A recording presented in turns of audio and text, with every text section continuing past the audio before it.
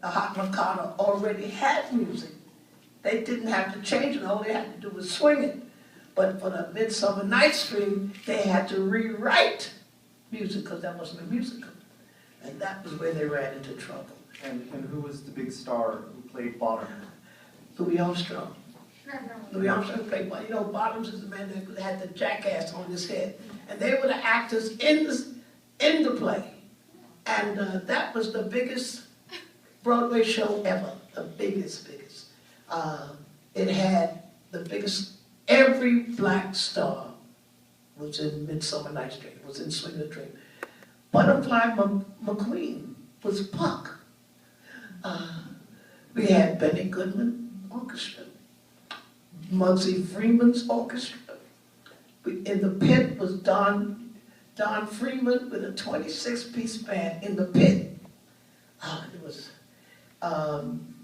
Jackie Mom's Baby was in the movie. Bill Bailey, Maxine Sullivan. It had a cast beyond. Walt Disney did the scenery. Agnes DeMille was the choreographer. And Walt Disney designed a set that was open. Now, did any of you see Cats?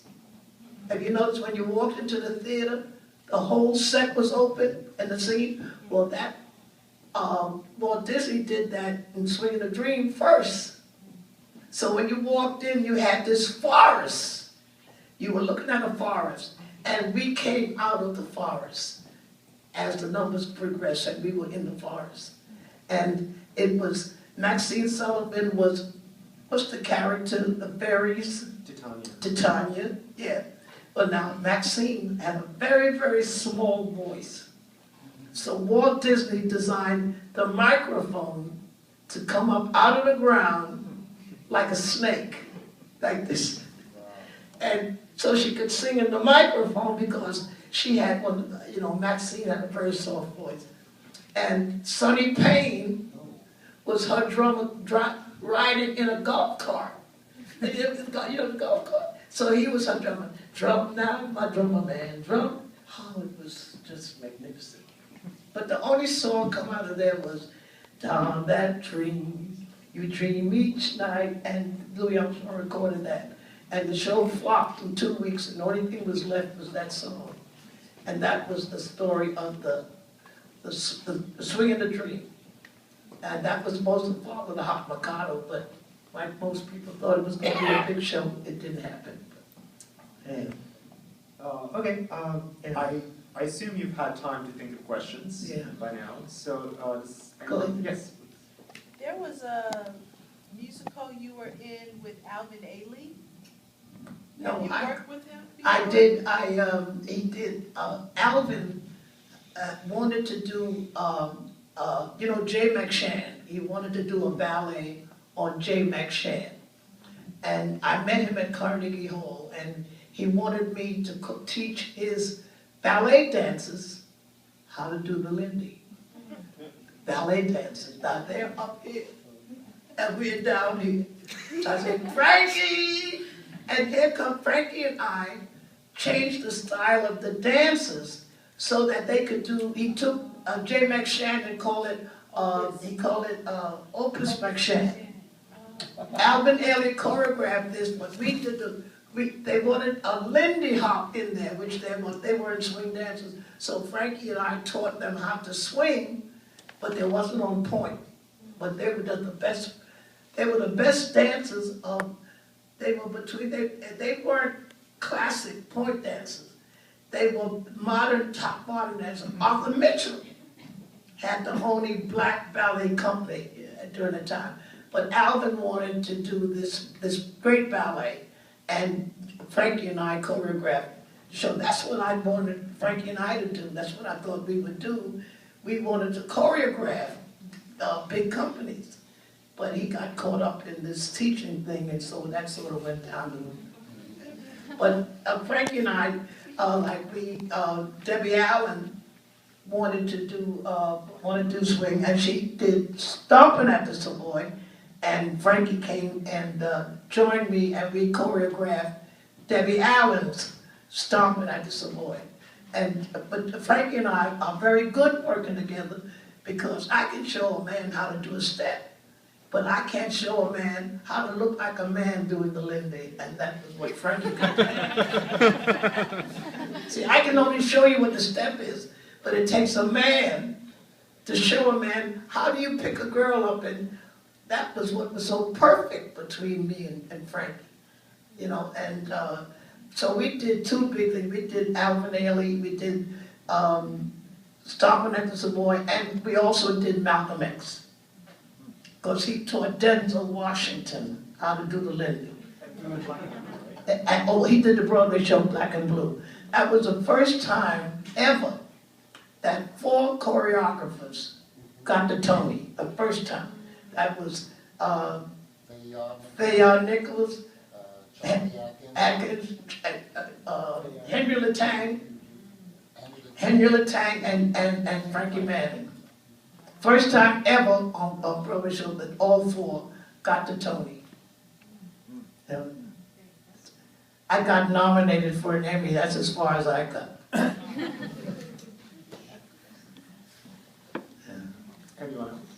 Just one more thing about Alvin Ailey. Was he in Hot Mikado or Swinging or something a long time ago? Alvin came from the Lester Horton dances. Yeah. He was sort of like they were the first of the black dancers that didn't want to do swing.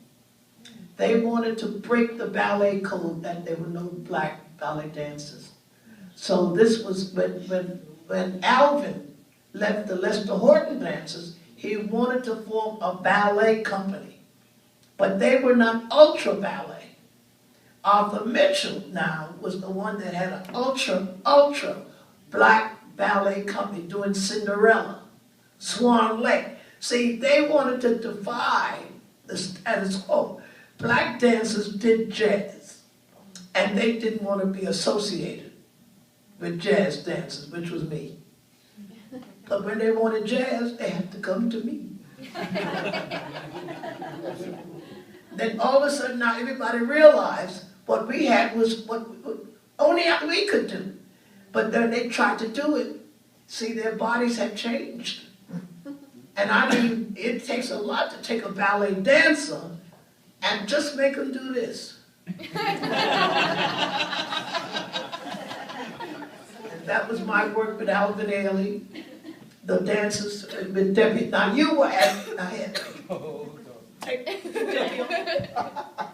you were at that audition. Go ahead. Now he can tell you what happened. He was there. I hadn't met him yet. We was at the audition, and I had brought my swing group there, and we were standing on the side. You had to get there early, and Norma was in there working in Los Angeles. And Debbie had her, and boy, you had all these. They were great dancers, professional dancers, but when Norma had them get down here, and told them how to swing it, go here, they're like, I mean, it was like, now swing out. And Norma said, no! Get down! You gotta swing it. She said, oh my God, she's the girl. You're not the girl. She's the girl. The guys were like,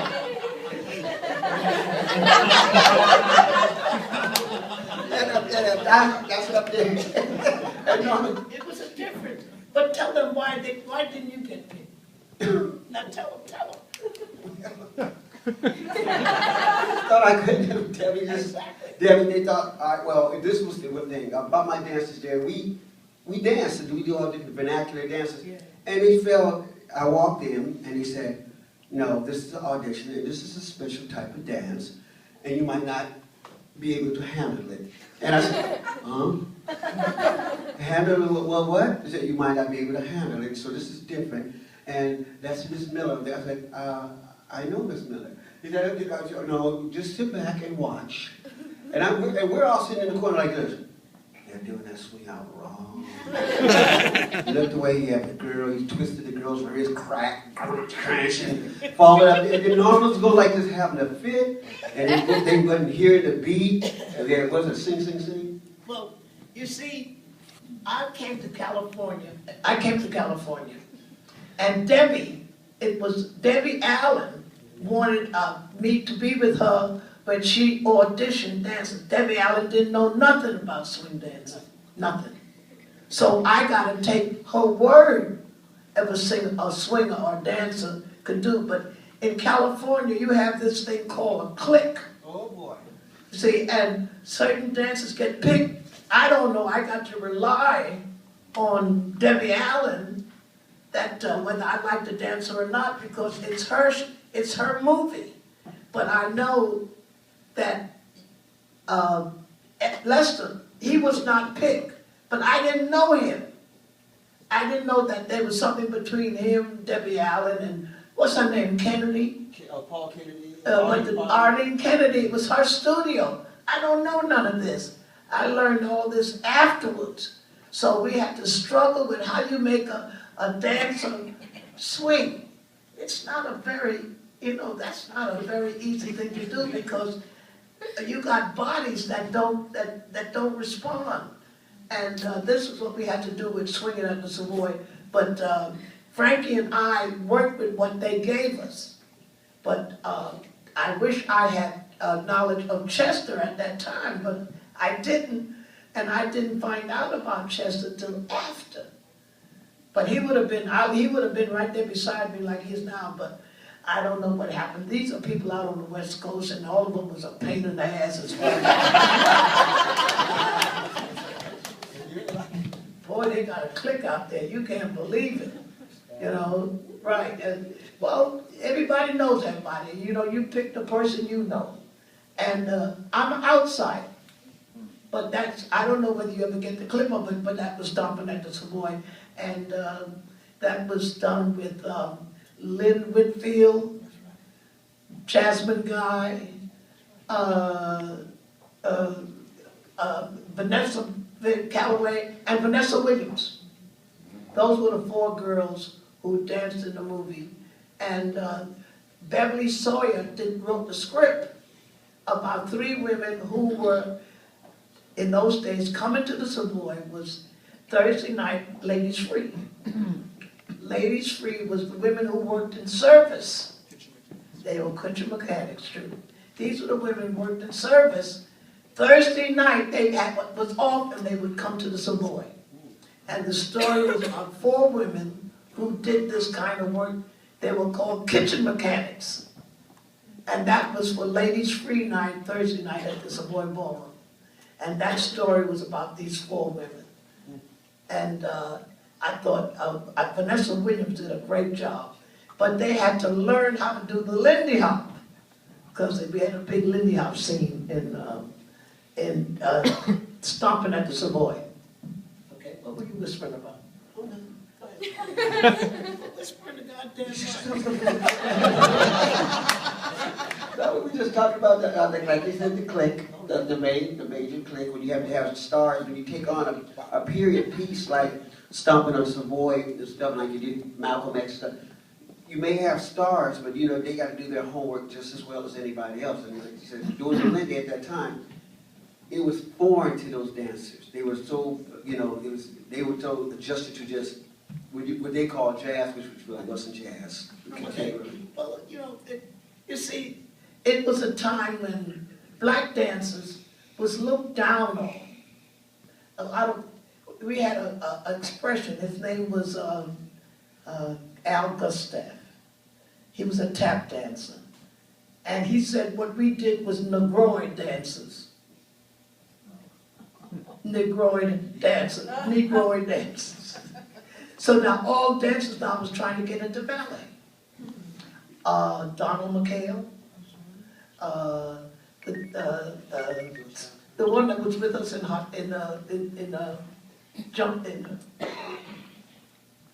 what's his name?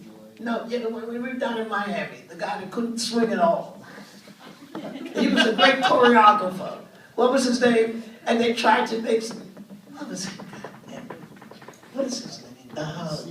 Yeah. I mean, a great choreographer. I mean, but now they're going into being classical. Couldn't swing worth a goddamn. If they couldn't swing if they were hung. a new one. Maybe that's a good point for another question.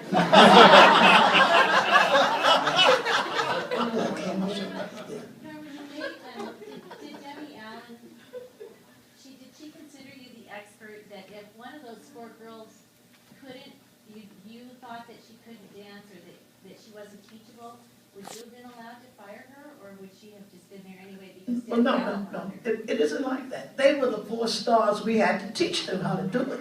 No, ma'am. I mean, they were the stars. They were the 4 characters in the movie. And now you have to show them, because now there are 4 girls who are going to the Savoy. Now, if you go to the Savoy, you got to dance. And that was our job, to show them when they walked into the ballroom how to dance on that floor. So they had to learn the Lindy. I mean, but they're people who are adapt. You know, if you learn a part, and the part was learning how to do the Lindy, they did a very good job. It was the dancers, the local dancers on the side, where you had the problem with. Because now you had to teach them, they were kids who had never been into the swing world. And you had to teach them from scratch how to be the extras. See, remember, everybody on the dance floor had to swing. And these kids for years have been dancing, but swing was not in their repertoire. We had to teach them how to look like they were on the dance floor. How long did you have? How long did we do that? About 2 or 3 weeks, something like that. Really? And we opened in Wilmington, South Carolina. We did the whole scene down in North Carolina. Oh my God, Yeah, 3 weeks. yeah, good 3 weeks, yeah.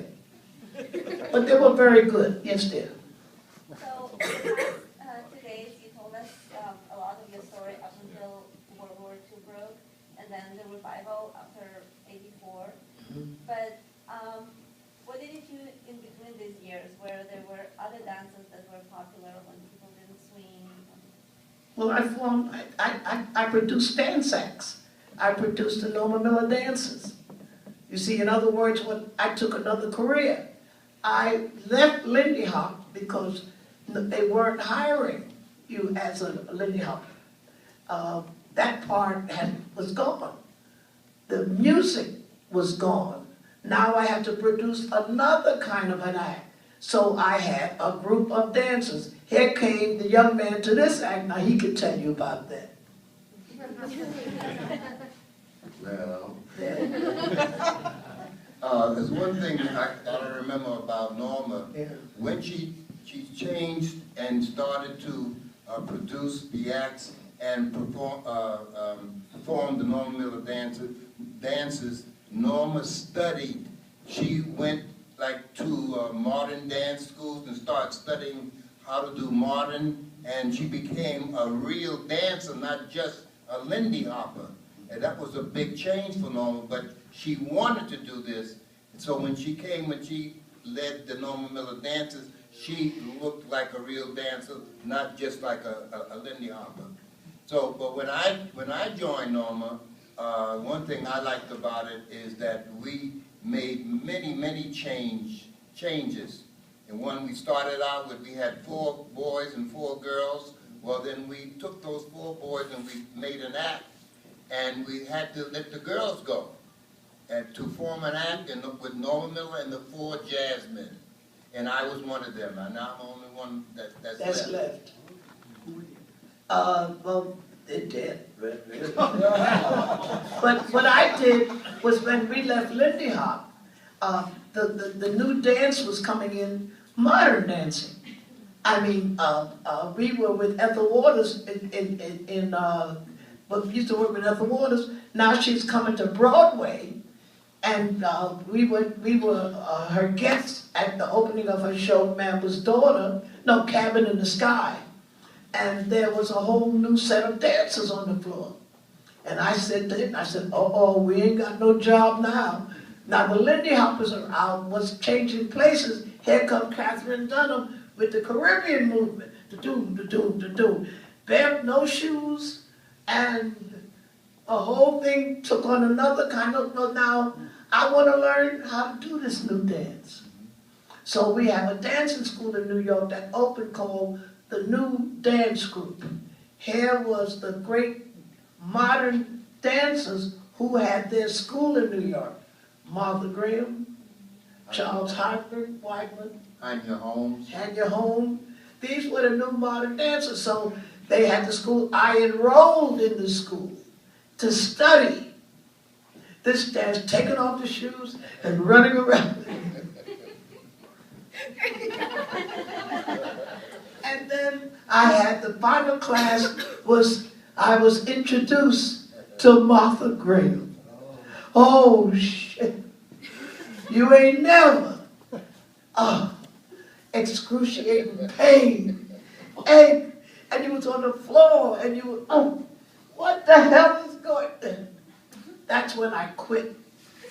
Screw this. Take this and shove it. I put back on my goddamn shoes, went back up the Smalls, went back to jazz, and ain't never left since.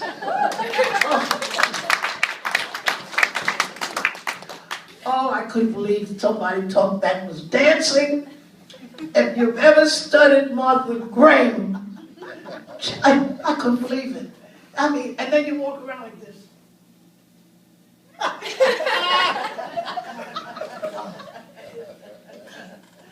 I said, for 6 months, I was on my knees.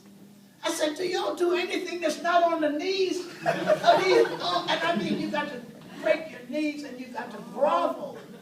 Oh, and you, I said, take this. What? But anyway, I went back. And that's where I mean, Martha Graham was, she was over 90 and she was still dancing. You know, and I don't think she ever spoke to you. She walked in. Oh, God. And that was my experience with Martha Graham. My whole career in modern dancing wiped it out, no more part of it. What I did was better, and from then on, I had that was the picture you saw with me in the Latin outfit. That's when I became a Latin from Manhattan. And Billy Ricker became Ricardo. And we became the Del Rio Trio. And we opened Small's Paradise, and we had Michael was my drummer. And then I added 6 girls with me and Billy Ricker, and we worked a whole year at Small's Paradise, and I produced the shows there. And from there we went on to then, I brought in another young group, and that became the Norma Miller Dancers. And of course we joined Olsen and Johnson, we played the Roxy and everything, and I just had the grooviest bunch of young kids. I did what Whitey did. I had 16 and 17-year-olds. And Chazz was one of the 17-year-olds. And that began the new group of swinginest, jazziest little kids in the world. And that became the new form of opening shows. And so we did that for a while, and we were with the Skating Vanities, the Norma Miller Dancers. It was, have you been to Vegas and you saw the Bellagio? You know the dancing waters that's in the front? Well, the dancing waters was on our show. Skating Vanity, it was Olsen and Johnson, the Skating Vanity, and the Dancing Waters. And we had the Dancing Waters in our show. And of course, Olsen, during that period, Ole Olsen had an automobile accident. So the team of Olsen and Johnson was discarded for a while. So now that meant I had to start looking for other kind of work. And it was better to eliminate the weight of a big act. And I eliminated the girls, was left with the 4 boys, and that's how we had the Jazzmen. And that's the story up to where now I left the Jazzmen and joined Red Fox. And I said, I'm going out here and study comedy. And that's how I got into the comedy. And when I came into the comedy, I was introduced to Bill Cosby, Flip Wilson, Richard Pryor, And I became the MC of the show that would introduce them on the stage, and they became they were the first black comedies to break through the glass ceiling. And Richard Pryor was just the greatest thing that ever happened.